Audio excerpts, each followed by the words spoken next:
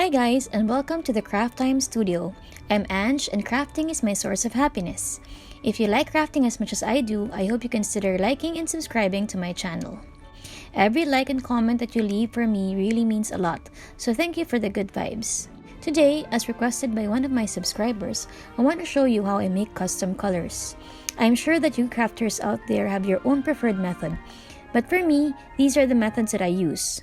Just to compare the colors, I will be attempting to do shades of pink using different materials. Of course, you can buy clay in a variety of colors. For me though, buying the colors available feel very limiting. Sometimes I can only really appreciate the color if it matches the palette that I really want to use. So it's important that I know how to blend my colors to my liking.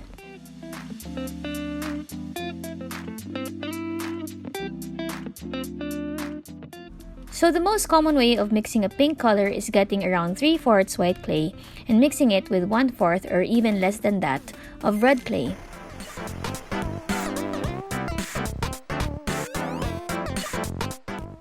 Remember that when you mix two different colors, you have to pass it through the roller many times to achieve an even blend, which means that the colors are entirely incorporated.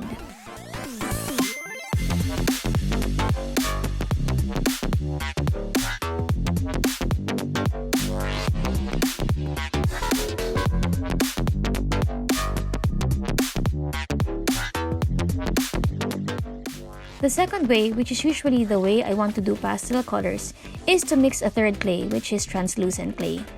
I know it doesn't show too much on the video, but it really does soften the colors.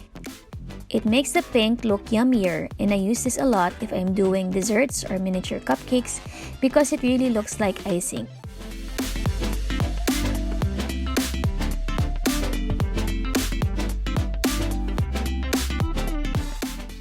The third way is to get translucent clay and mixing it with pastel chalk. Just shave off a bit of pastel chalk and mix it in with the translucent clay. So for the first try, I used the fuchsia looking pastel chalk. For some reason, the color looked like I had mixed it with granite clay, which is not bad in itself, but you will see the grains.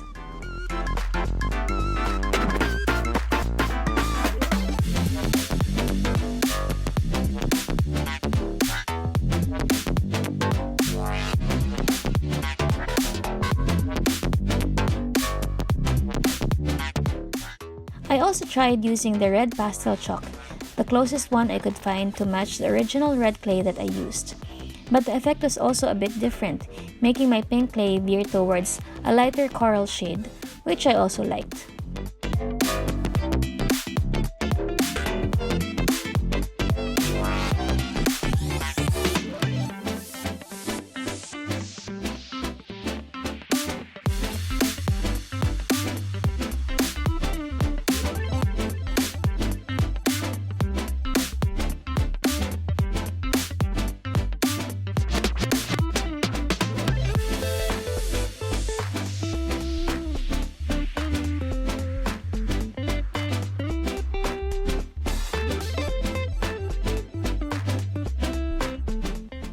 And finally, I used blush powder from an old makeup kit that I had. Blush powder is made from mica powder, which is also a common coloring tool used for clay. So a tip that I have for you is not to throw out your old makeup sets because you can use it to color your clay. Blending this with the translucent clay also resulted into a pastel coral shade.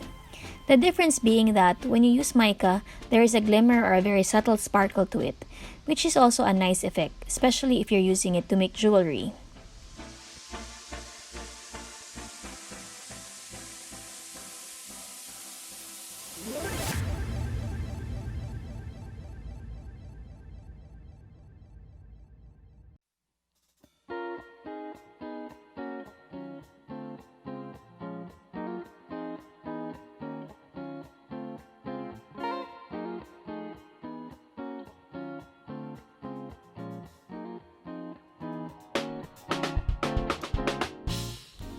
So there you have it.